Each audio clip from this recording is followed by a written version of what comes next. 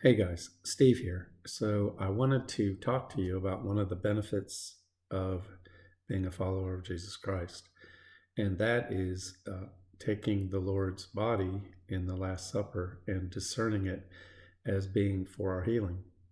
So if you will look in Isaiah 53:5, it says in the Amplified, the punishment required for our well being fell upon him, and by his stripes, wounds, we are healed. So, in all the Levitical offerings, where they would bring a lamb to be sacrificed up on the altar, they would quickly slash the lamb's throat. It was very humane. The lamb was sacrificed quickly. But in the case of Jesus, he was whipped, spit on, had his beard pulled out. It says in one of the prophetic Psalms, had a crown of thorns and was beaten. So, why did they do all of this extra torture to him that they never did to lambs, since since the lambs were a type of Jesus? And if you look at the Amplified, it does say the punishment for our well-being fell upon him, and by his stripes we are healed. So, in 1 Corinthians, it says, for he who drinks in an unworthy manner eats and drinks judgment to himself, not discerning the Lord's body. For this reason, singular, many are weak and sick among you, and many sleep. So for this one reason, not discerning the Lord's body. It doesn't talk about an unworthy man. I know there's many people that, and I did it for years. I would always make sure I had confessed all my sin before I took communion. But it's saying partake in an unworthy manner, not that we're an unworthy man because we haven't confessed sin.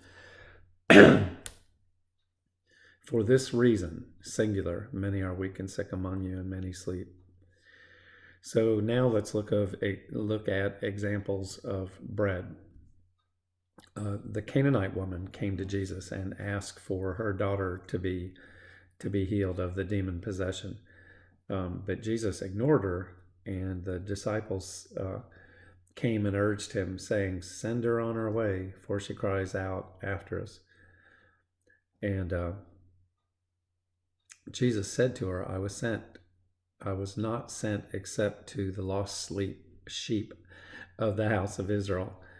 And then in some of the versions, it says she came and bowed before him and worshiped him and said, "Lord, help me." But he answered, "It is not good to take the children's bread and throw it to the little dogs."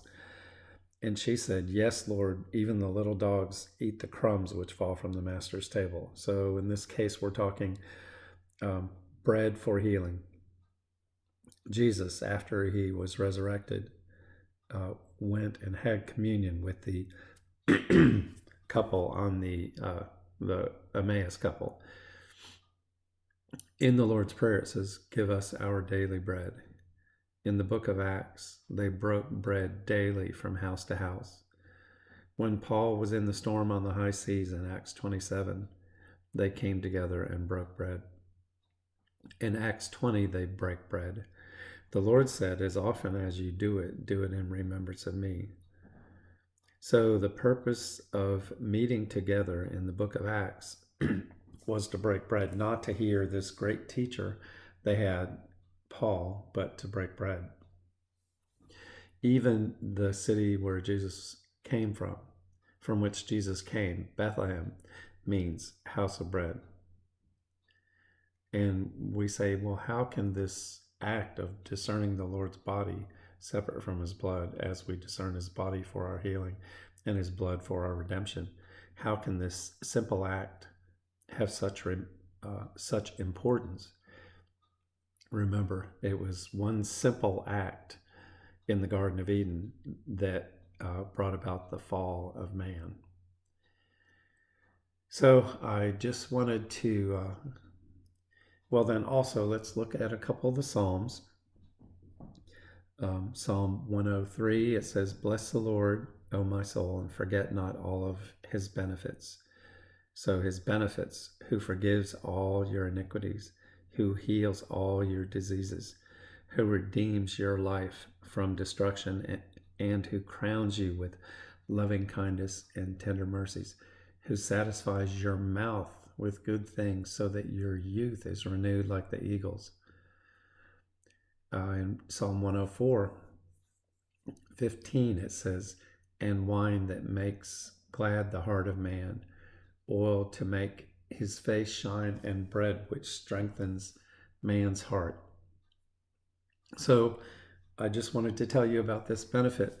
Joseph Prince has a book out called Eat Your Way to Health. I don't know the full title, don't have it right with me.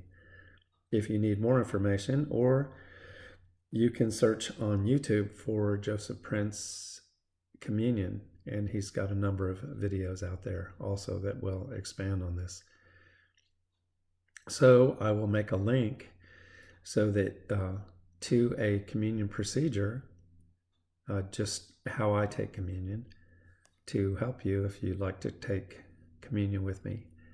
And you guys have a great day. Bye-bye.